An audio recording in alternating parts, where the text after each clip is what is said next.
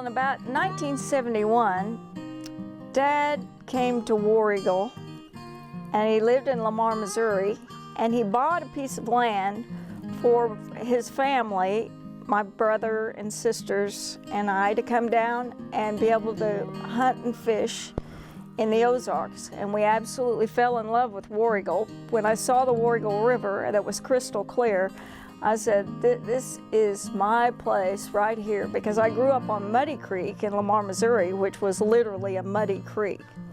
So with that cabin, which was 1 mile from the mill on the top of the hill called the Hilltop, was deeded a small piece of property that the War Eagle Mill had set on.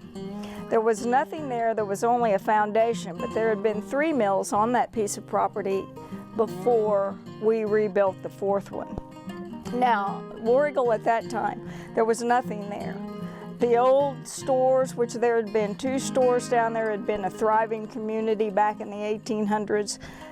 Even the post office was closed. So the only thing that happened at War Eagle was a crafts fair 3 days a year called the War Eagle Fair. The War Eagle Arts and Crafts Fair is an annual fair, and people come mostly from the 4-state area, but they can come from further away. And they meet out in the pastures surrounding the mill and across the river on the old War Eagle farm. And when I saw what a grist mill was, I thought, how interesting, just like Dad had absolutely was enamored with the thought of rebuilding a grist mill, how important a mill was to the community of a pioneer settlement. It was essential because they ate corn in those days 3 times a day, but you had to have some way to mill that corn. It could be easily grown and shucked, but some way you had to grind it. So of course the Indian had used like a mortar and pestle, or rock against rock, but you can imagine that'd be very tedious. And then they built, later the first settlers built like a slow tom mill that would grind between 2 stones. But harnessing the water power is what Sylvanus Blackburn did. He harnessed the water power.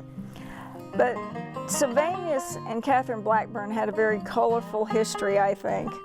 Sylvanus came here from Tennessee in 1832, and he came out to War Eagle, and what he saw, I think, in that valley was probably very similar to where he had lived in Tennessee. Probably looked like the hills, probably looked very much like the Appalachians to him. So he went back to Tennessee and got his wife, Catherine, and they slept in a tent for the first winter.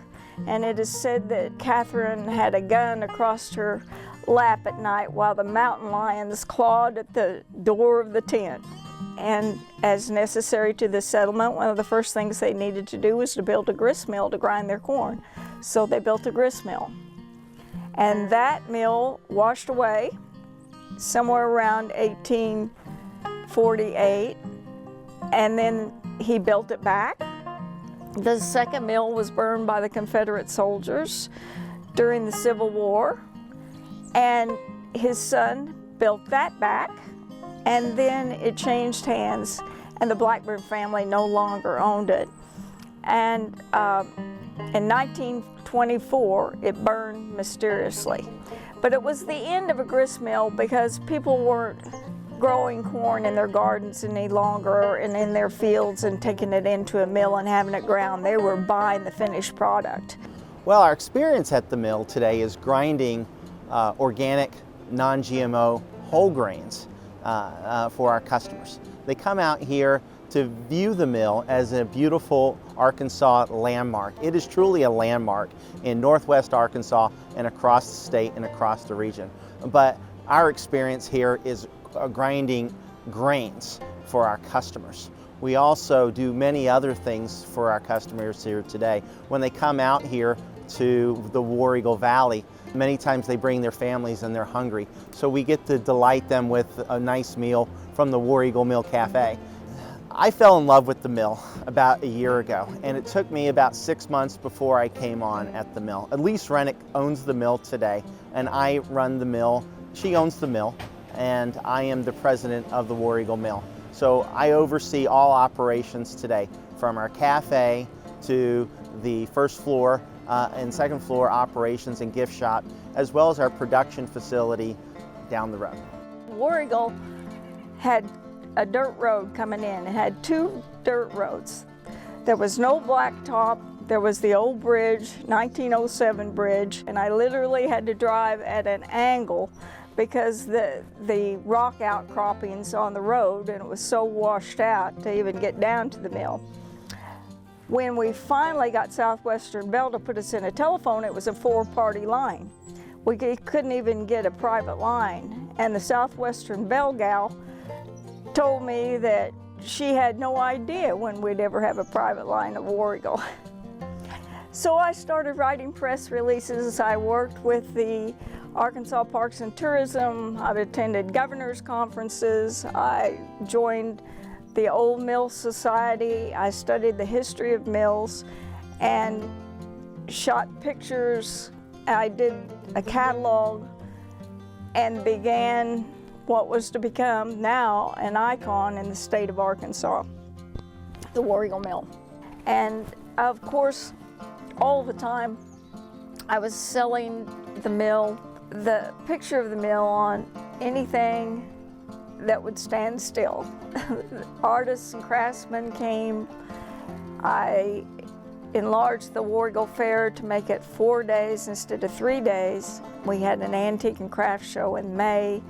I had a special event for every holiday.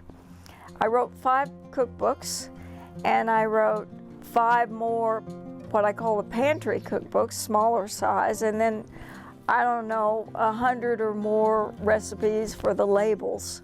The second time I worked for the mill, I had retired from my other job in town, and I was looking for something else to do that was fun, so I thought about this place again. And it had changed hands, but mostly it was the same thing. And same great people coming in, although it was a lot busier the second time I worked here because it was better known.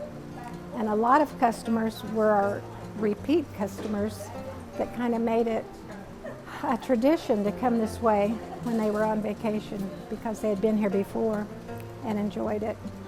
There was absolutely nothing at War Eagle except the foundation. That's all there was. The foundation is Sluiceway the dam. I didn't say that earlier. Well, that's what we had. And for it to be a dirt road and a 4-party line to become the icon of the state of Arkansas, I think is a tremendous accomplishment. I look back over it and I think, what? You know, that we could have actually done that. The Mill for the Future, as you look at consumers today and what their lifestyles are and what they want, so many consumers today are looking for plant-based proteins and plant-based foods, and they're moving away from meat proteins. And they're flexitarians, they're vegetarians, or they're just trying to do a little bit away with some meats in their lives. When you think of organic grains and that we can provide the consumers of today, right? Grains that fit their lifestyles. We're here to serve our customers, and that's what the mill has always done since 1832. They've served their customers in the community, and that's who we're serving today, is the community.